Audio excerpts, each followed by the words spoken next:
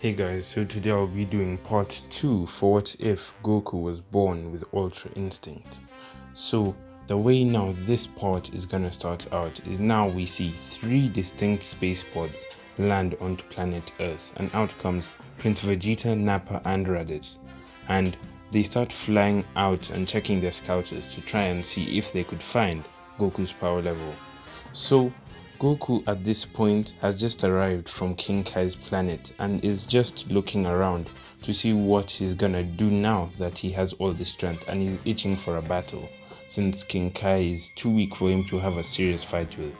So as Vegeta, Raditz and Nappa are looking for a power level, they look in the west, and at a specific location Vegeta's scouter breaks, and that alerts them to realize that there's an extremely high power level at that area.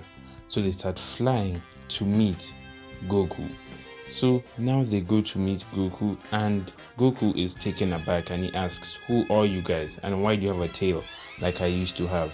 And the three then explain that they are the Saiyans that are still alive after Planet Vegeta was destroyed, and they are here to ask Goku to join them in their quest to kill Frieza, the emperor that has been putting the race under slavery for many years. To which Goku in this scenario would actually accept, because now he has been conditioned on a way of being moral. So Goku would actually want to help the Saiyans because he realizes that Frieza has been putting many other races under such wicked treatment. So Goku then agrees, but then he says that he's gonna have to do some few things on planet Earth and also train them up to the point where they'll be strong enough to fight Frieza. Because on top of this, Goku actually knows who Frieza is because he was training with King Kai, so King Kai would have probably told him about who Frieza was.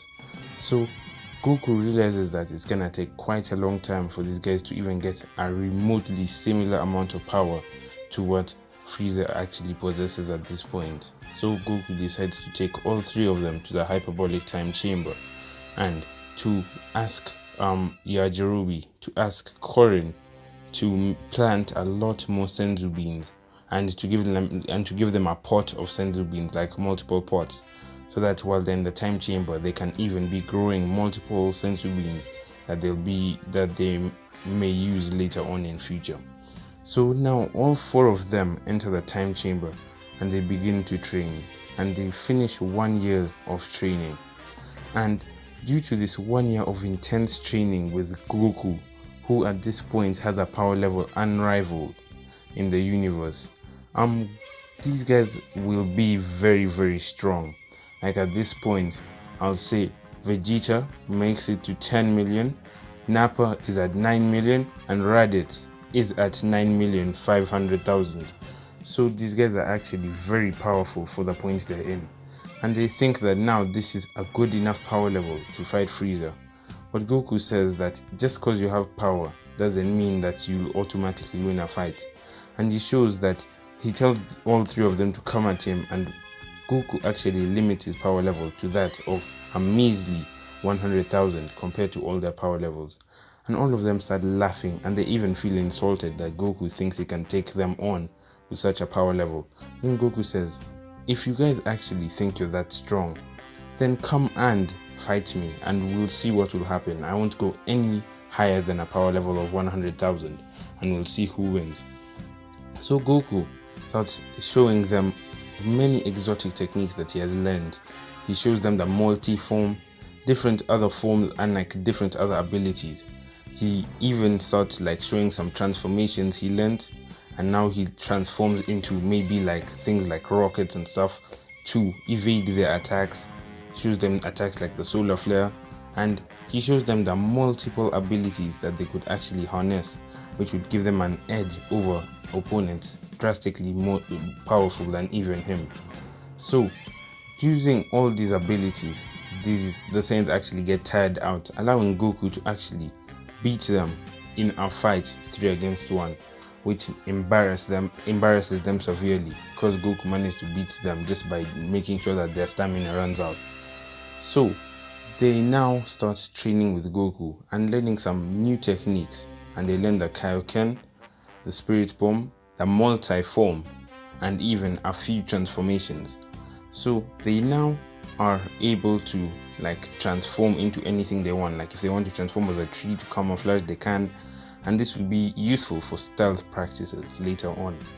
So now we see they enter a new spaceport built by Bulma that Goku specially asked to be made with a high enough gravity rating that is even higher than before.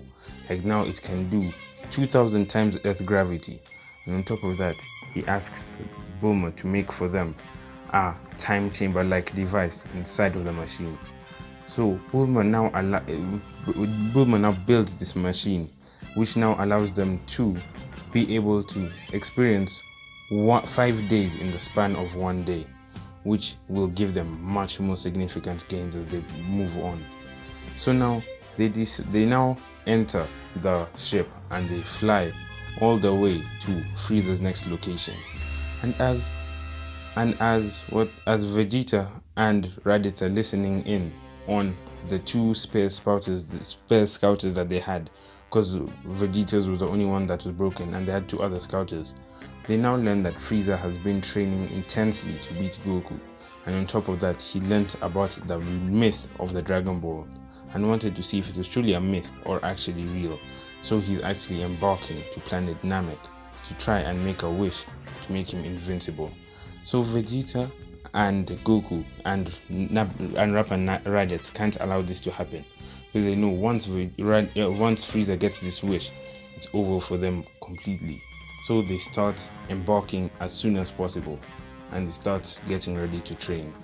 So now they reach Namek, and in the span of this 2-week flight they have gained even more immense power due to the fact that Goku has been trained in the way of meditation. He realizes that when Saiyans are in immense anger, they manage to now unlock even greater amount of power in the form of rage boosts, and he wants to see how far this anger can truly go once a Saiyan is in true anger.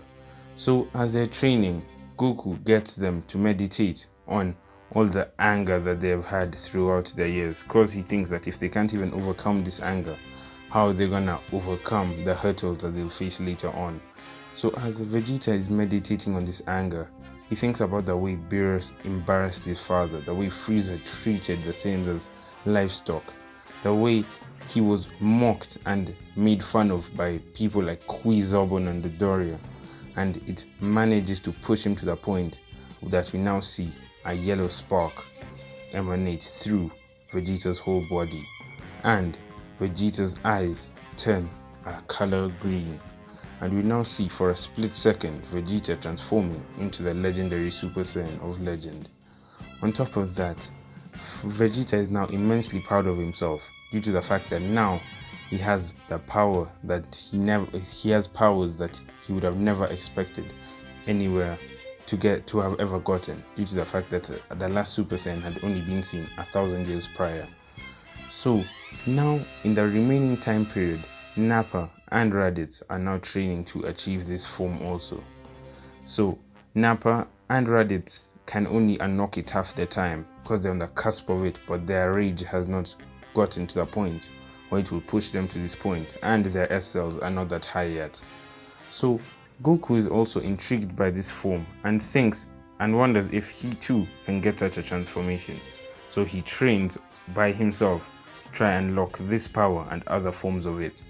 So now we now see Vegeta, Nappa, Goku and Raditz land on planet Namek, and on the other side of the planet we now see a Frieza who's immensely more powered up, ready to meet these foes and face them head on. Thanks for watching this What If, guys. I'll be leaving it here. I hope you enjoyed and have a good day. So for the next part, right, I'm gonna be doing the whole Namek saga so that I don't make the whole What If too blown out, and for the next part we'll even see a bit of the Android saga starting to begin. So I hope you enjoyed and enjoy your day.